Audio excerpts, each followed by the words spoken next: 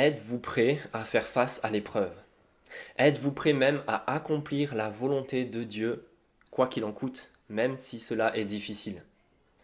Jésus, en tout cas, lui, il l'est. On a vu dans le chapitre 22 de Luc que Jésus, avant de subir son épreuve ultime, de mourir à la croix, prend le temps de prier entre les versets 39 à 46. Puis, à partir du verset 47, Jésus se présente prêt à faire la volonté de Dieu. Et il se présente face à trois réactions de groupes de personnes au fil de ce récit. Premièrement, il fait face à un coup dans le dos d'un de ses plus proches amis, Judas. Seulement Jésus n'est pas surpris, il dévoile même le jeu de son adversaire, il dit « Judas, c'est par un baiser, une embrassade que tu trahis le Fils de l'homme ».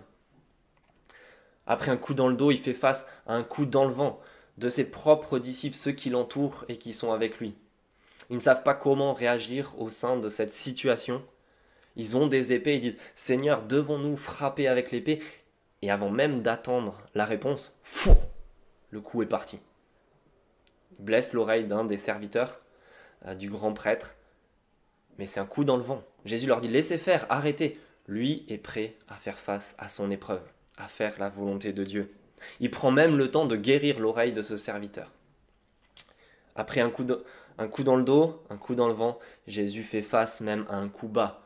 Des chefs, des responsables, des prêtres, des chefs des gardes du temple. Il leur dit, vous êtes venus comme pour un brigand avec des bâtons et des épées. Pourtant, j'étais tous les jours avec vous dans le temple et vous n'avez pas mis la main sur moi. Mais c'est maintenant votre heure et celle du pouvoir des ténèbres. Il leur fait remarquer leur attitude vicieuse, leur malhonnêteté à chercher des moyens détournés de l'arrêter.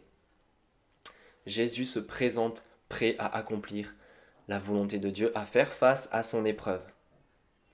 Est-ce qu'à sa suite, nous aussi on est prêt à faire cette volonté, à faire face à l'épreuve? Ou est-ce qu'on se retrouve dans l'un de ces trois groupes, prêt non pas à accomplir la volonté de Dieu, mais à chercher à faire la nôtre, quitte à trahir Jésus, quitte à trouver des moyens contournés de faire notre propre volonté, ou simplement parce qu'on n'a pas compris cette volonté de Dieu, qu'on est tout simplement perdu au sein de l'épreuve.